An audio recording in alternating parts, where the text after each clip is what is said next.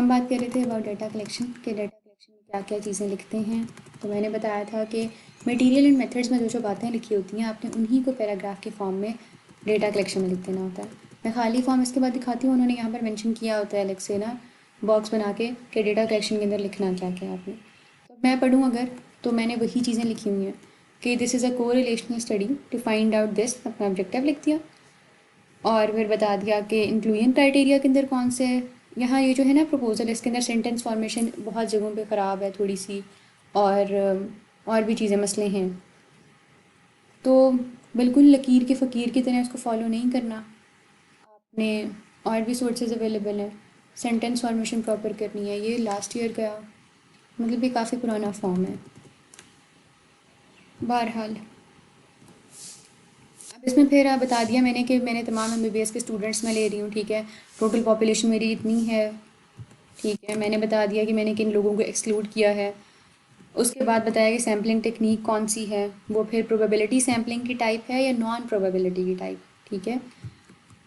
उसके बाद मैंने बताया कि मैंने कौन सा फार्मूला यूज़ करके अपना सैम्पल साइज़ कैलकुलेट किया था, ठीक है। ये सारा जो होता है ना पोर्शन कि आपने फार्मूला कौन सा निकाला है, यूज़ किया है, और आपने फिर ये वाली सारी चीज़ें ये किस तरह से निकले हैं स्टूडेंट। मैंने फिर हर क्लास से जो स्टूडेंट लेने थे वो भी मेरे स्पेसिफिक थे इस टाइप ऑफ सैम्पलिंग के अंदर। तो it depends upon type of your sampling. मैं इसकी डिटेल में नहीं जाऊँगी कि किस तरह से हमने किया था एग्जैक्टली, क्योंकि वो रेलिवेंट हो जाएगा। आपने अपनी सैम्पलिंग को समझ लेना है बस कि उसको किस तरह से करते हैं, ठीक है। यह सारी जो चीज़ें थी जिसको मैंने हाईलाइट किया, ये आपने जब अपना सैम्पल साइज़ कैलकुलेट करवाना है तो वहाँ पर सब कुछ करनी है, ठीक है। फार्मूला आपको पता होना चाहिए, और आपने जिस पेरेंट आर्टिकल से कराया है सैम्पल साइज़ कैलकुलेट, उसका रेफरेंस देना होता है यहीं पर कि मिनिमम इतना आया है। लेट से आपने यहाँ पर एक लाइन डाली है कि मिनिमम हमारा सैम्पल साइज़ इतना आया है by using this formula blah blah blah. And पर आपको उसका रेफरेंस डालना है अपने उस आर्टिकल का, कहाँ गए ब्रैकेट्स, अपने पेरेंट अपने उस आर्टिकल है जिससे आपने कैलकुलेट किया, ठीक है। उसके बाद है, और हमने फिर बताया कि हम ना नहीं, ये तो फिर मेरे ये उसकी स्पेसिफिक चीज़ें हैं। यहाँ पर फिर आपने क्या बताना है उसके बाद, ऊपर वाली जो चीज़ थी वो उससे स्पेसिफिकली रिलेटेड थी जो मेरी सैम्पलिंग टेक्निक है, ठीक है। This might not be in your case. आपने अपनी सैम्पलिंग टेक्निक को समझना है। डेटा कलेक्शन मेरे केस में थी, 2 क्वेश्चनियर्स थे, मैंने उनको मेंशन किया। प्रपोजल में कहीं भी डायरेक्ट शॉर्ट फॉर्म्स नहीं यूज़ करते, पूरा लिख के फिर शॉर्ट फॉर्म लिखते हैं, फिर चाहे वो आपके कॉलेज का नाम हो। फिर मैंने बताया यहाँ पर कि ये जो क्रॉन्सबैक एल्फ़ा क्रॉनबैक्स एल्फ़ा स्कोर जो है मेरे इस फॉर्म का वो 0.95 है। आई एम नॉट श्योर 0.7 था या 0.8 था, उससे ज़्यादा हो या इक्वल हो तो वो गुड स्केल कंसीडर किया जाता है, गुड फॉर्म कंसीडर किया जाता है, रिलायबल उसके रिजल्ट्स कंसीडर किए जाते हैं, ठीक है। तो मैंने पहले ये मेंशन कर दिया अपने नोमोफोबिया क्वेश्चनियर को डिफेंड करने के लिए, क्योंकि आपसे जब प्रेजेंटेशन होती है तो एक इसकी वैलिडिटी या रिलायबिलिटी पर सवाल होता है फॉर्म की, ठीक है। तो मैंने एक चीज़ ये मेंशन कर दी है। दूसरी चीज़ मैंने क्या मेंशन की कि पहले भी रिसर्च हो चुकी है जो कि इस स्पेसिफिक क्वेश्चनियर की रिलायबिलिटी और वैलिडिटी को प्रूव करती है। उन्होंने कैसे किया होगा, हो सकता है उन्होंने नोमोफोबिया के 2-4 क्वेश्चनर उठाए हों और सेम बच्चों पर 2-4 क्वेश्चनर रिप्लाई किए हों और देखा हो कि ये वाला जो फॉर्म है ये एक्चुअली रिलायबल रिजल्ट्स दे रहा है, ठीक है। बहरहाल जिस तरह से भी था मैंने इस रिसर्च को कोट कर दिया जो कि प्रूव कर रही थी कि ये रिलायबल क्वेश्चनर है, ठीक है। अब ये जो स्टडी है जो प्रूव कर रही है ये रिलायबल क्वेश्चनर है, दिस स्टडी माइट बी 5 साल पुरानी, क्योंकि अब वो स्टडी, ये बेसिकली जब ये क्वेश्चनर बना है उसके बाद इसका स्कोर कैलकुलेट हुआ है, उसके बाद ये जो कंपैरिजन हुआ है, तो ये मैंने डाला है अपने सिर्फ उसको डिफेंड करने के लिए, ठीक है। सोशल इंटरेक्शन एंजाइटी का जो स्केल था उसकी मैंने डाल दी स्कोर। उसके बाद मैंने बताया कि ये जो रिसर्च हुई है उसने कह दिया कि इसकी जो है ना इंटरनल कंसिस्टेंसी गुड। मैंने दोनों अपने फॉर्म्स को जो क्वेश्चनर्स थे उनको डिफेंड कर लिया, स्कोर के साथ भी लिटरेचर के साथ भी। यहाँ पर एक और जो बात मेंशन की जा सकती है वो ये है कि मल्टीपल रिसर्चेस के अंदर इस्तेमाल हुए हुए हैं ये फॉर्म्स। ये form freely available to use है ऑन इंटरनेट, इनकी स्कोरिंग फ्रीली अवेलेबल है, सेल्फ एडमिनिस्ट्रेड फॉर्म है, ठीक है। तो ये सारा कुछ इनका स्कोरिंग क्राइटेरिया अवेलेबल है, सेल्फ एडमिनिस्ट्रेड हैं, स्टूडेंट्स ने खुद फिल करने हैं। स्टडी को हम 8 से 9 माह के अंदर कंप्लीट कर लेंगे। इसके अलावा आप इसके आगे लिख सकते हैं कि हमने कौन कौन से स्टेटिस्टिकल एनालिसिस के लिए टेस्ट अप्लाई करने हैं। हमने ये वाली जो चीज़ें हैं ना स्टेटिस्टिकल एनालिसिस में, इनको भी आप पैराग्राफ के फॉर्म में यहाँ पर लिख सकते हैं, ठीक है।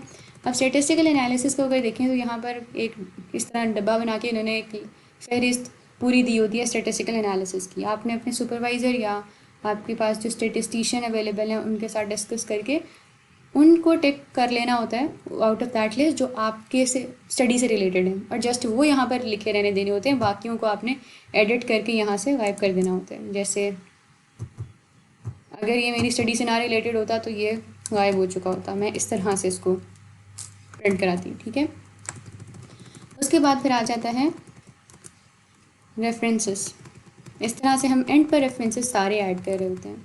ये रेफरेंसेस जो होते हैं ये 5 साल के अंदर के होने चाहिए आइडियली, ठीक है, अगर कोई मसला नहीं है बहुत। वो फॉर्म्स की जहाँ मैंने करनी थी वहाँ पर मैंने यूज़ किए थे, इसके अलावा विद इन 5 ईयर के हैं। और ये पुराना है तो इसके अंदर आपको मे बी 2000 मतलब 2018 के मिल रहे हों, तो इसको बिल्कुल छापना नहीं है। ये पुराना फॉर्म है, इसके अंदर गलतियाँ भी हैं। अब मुझे कुछ आइडिया हुआ है फर्दर ओवर अनदर ईयर कि चीज़ें कुछ बेहतर हो सकती थी। एनीवेज, अब इसके अंदर आखिर पे ना ये दरमियान में क्या चीज़ मैंने गुजारी है वो मैं बता दूँ। ऊपर गुजरा है एक टाइमलाइन गुजरी है, वो उन्होंने फिल की होती है आई गेस इस तरह से कि पहले 3 to 4 मंथ्स में आप ये कर रहे होंगे, अगले 1 मंथ्स में ये होगा, अगले मंथ्स में ये होगा। ऑनेस्टली मैं इसको नहीं छेड़ती, इस टाइमलाइन को ऐसे ही रहने देती हूँ। मटीरियल एंड बजट्स अगर नहीं लग रहे तो उसको भी नहीं छेड़ने की ज़रूरत, स्टेशनरी आइटम्स को भी छेड़ने की नहीं ज़रूरत। अच्छा, अब आते हैं अपेंडिक्स ए के अंदर। अपेंडिक्स ए में ये किसके लिए है? अपेंडिक्स ए में ये इतना लिखा होता है खाली फॉर्म को। आपने इस अपेंडिक्स ए के अंदर क्या करना होता है, आपने इन्फॉर्म्ड कॉन्सेंट, ये कॉलेज के जो फॉर्म होते हैं ना, कॉलेज में 4 से 5 डॉक्यूमेंट देता है। एक होता है ये वाला फॉर्म जो मैंने खोला हुआ है, ERC का फॉर्म, एक होता है IEC का फॉर्म, एक होती है चेक लिस्ट कि आपने कौन कौन सी चीज़ें जमा करानी है मेडिकल एजुकेशन डिपार्टमेंट में, और साथ उर्दू एंड इंग्लिश में ये कॉन्सेंट फॉर्म होते हैं, ठीक है। तो ये उर्दू इंग्लिश वाले कॉन्सेंट फॉर्म जो हमारे कॉलेज ने एज इट इज़ हमें प्रोवाइड किए हुए हैं, हमने वो यहाँ पर लगा देने, ठीक हो गया।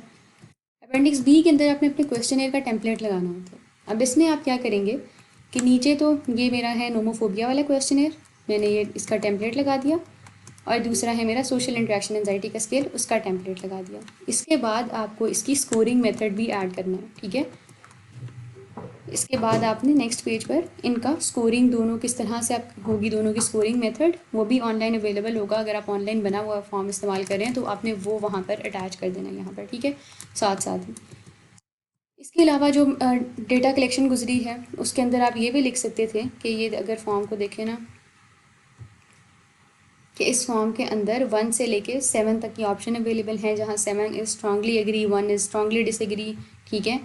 और अगर दूसरे फॉर्म में जाएं तो हम ये कह सकते हैं कि इसमें भी ये वाली जो ऊपर इन्होंने लिखा नहीं हुआ 0 नॉट एट ऑल, 1 स्लाइटली, और ये वाला ये एग्जैक्टली ये सारा, ठीक है, 1 से 4 तक। ये इस तरह 1 से 4 तक का आपने बताना है। इधर भी आपने 1 से 7 तक का बताना है। ये मैंने जो पिक्चर डाली हुई है इसमें इसने सिर्फ 1 और 7 का बताया। आपने जब फॉर्म बनाना है आपने 1 2 के अगेंस्ट भी कुछ होगा, हो सकता है हो मॉडरेटली डिसएग्री, यहाँ पर डिसएग्री हो, या स्लाइटली डिसएग्री हो, यहाँ डिसएग्री हो, इस तरह करके ये निकल आएगा 1 to 7, गूगल कर लेना है आपने, ठीक है। तो ये प्रॉपरली आपने डालना है जब गूगल फॉर्म बनाना है, और डेटा कलेक्शन में भी ये मेंशन किया जा सकता है। अब आ जाते हैं कि अपेंडिक्स बी में एक तो क्वेश्चनर का टेम्पलेट डाल दिया, साथ आपने क्या चीज़ें पूछनी हैं। नाम पूछने की ज़रूरत नहीं होती, स्टूडेंट के नाम से आपको कोई ताल्लुक़ नहीं होना चाहिए। कॉन्फिडेंशियलिटी को मेंटेन करते हैं, ये नाम वाला पोर्शन यहाँ से आपने यहाँ पर नहीं डालना होता। यहाँ पर जो चीज़ होती है ना, फिर क्वेश्चनर टेम्पलेट, सॉरी इसको यहाँ करना था ना, यहाँ पर आपने ना ये चीज़ें नीचे तो आपने दोनों क्वेश्चनर की पिक्चर डाल दी, ठीक है। PDF को कैम स्कैनर में डालें, कैम स्कैनर से इमेज सेव करें और यहाँ पर एंटर कर देंगे, ठीक है। अब यहाँ पर आपने ऊपर टाइप करनी होती है फिर चीज़ें। लेट्स से यहाँ पर किसी ने नेम टाइप किया हुआ है तो इमेज डली हुई है ना, आपने क्या करना है कि इसको हम करते हैं, आपको लेट्स से चाहिए एज, क्योंकि आप एज के साथ रिलेशन निकालना चाह रहे हैं किसी चीज़ का। आपको चाहिए जेंडर, आपने वो यहाँ पर डाल दिया है, ठीक है। इसके अलावा हो सकता है आपको चाहिए हो कि मेंटल हेल्थ इलनेस डायग्नोज है या नहीं, ठीक है। एक्सक्लूजन इंक्लूजन क्राइटेरिया आपको उससे भी क्लियर होगा जब आपने पुराने आर्टिकल पढ़ने हैं। आपने उनका देखना है कि ऑलरेडी डन रिसर्चेज ने क्या चीज़ इंक्लूड की है, किन लोगों को एक्सक्लूड किया है, उनके क्राइटेरियाज क्या थे, उनकी मेथडोलॉजी खोल के पढ़ेंगे तो आपको फिर ये समझ आएगा, ठीक है। Age, gender, mental health diagnose illness पूरी भी पहली है, और इसके अलावा कॉन्सेंट कि आप पार्टिसिपेट करना चाहते हैं या नहीं करना चाहते हैं, ठीक है। इसमें येस नो दोनों की ऑप्शन होनी चाहिए। और आइडियली अगर तो अच्छा उसके बारे में चलो बाद में बात करेंगे कि गूगल फॉर्म के क्या प्रोटोकॉल्स होते हैं। उसमें होता है कि अगर तो कॉन्सेंट नहीं दे रहा कोई स्टूडेंट तो फॉर्म को क्लोज़ हो जाना चाहिए। सारे क्वेश्चंस अगर आप गूगल फॉर्म इंट्रोड्यूस करा रहे हैं तो आप मैंडेटरी करें ताकि स्टूडेंट सारे क्वेश्चन फिल करें। अगर आप दूसरे मैनुअल फॉर्म्स कर रहे हैं तो उसके अंदर अगर कोई सवाल किसी ने नहीं किया हुआ तो आइडियली आपको उस फॉर्म को डिस्कार्ड कर देना चाहिए,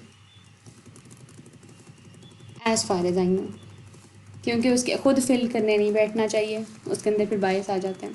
आपने ये जो ऊपर मिनिमम सैम्पल साइज़ आपका निकलता है ना, यहाँ पर मेरे केस में है 242, तो मुझे चाहिए कि मैं फॉर्म फिल कराऊँ कोई 270 स्टूडेंट्स से या 260 स्टूडेंट्स से, ठीक है, क्योंकि हो सकता है दरमियान से कुछ लोग कॉन्सेंट ना दें, हो सकता है दरमियान से कुछ लोग फॉर्म फिल करें और कॉन्सेंट ना दें, ठीक है, हो सकता है। और आप समझ रहे हो कि रिस्पॉन्सेज आ गए हैं 242 तो वो हमारा भाई कंप्लीट हो गया, ऐसे नहीं होता। जिन्होंने कॉन्सेंट नहीं दिया उनको निकालना होता है, जो आपके एक्सक्लूजन क्राइटेरिया को मीट करें उनको निकालना होता है, ठीक है।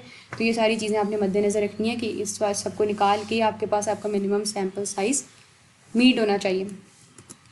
ठीक हो गया। अब हमने पूरे डिस्कस कर लिया कि ये किस तरह से करते हैं। मैंने आपको बता दिया डेटा कलेक्शन में किस तरह से रेफरेंस डाले जा सकते हैं। आपने डिसाइड कर लेना होता है कि पूरे में के अंदर कितने रेफरेंस डालने हैं, फिर आपने उनको डिवाइड कर देना होता है among literature review and introduction.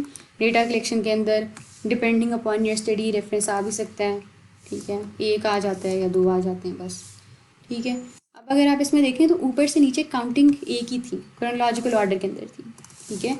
अब अगर ऊपर जो सेकंड वाली स्टडी है मुझे उससे ही एक लाइन है जो यहाँ पर कोड करनी है, इस लाइन को कोड करना है, तो मैं उधर 2 ही डालूंगी इधर, ठीक है, इधर मैं उसको 2 ही डालूंगी। मैं उसे, या इधर है तो इधर मैं उसको 2 ही डालूंगी। अगर मुझे 2 नंबर वाली स्टडी को अगेन कोड करना है तो मैं यहाँ पर 2 ही डालूंगी, मैं उसे 13 नहीं करूँगी।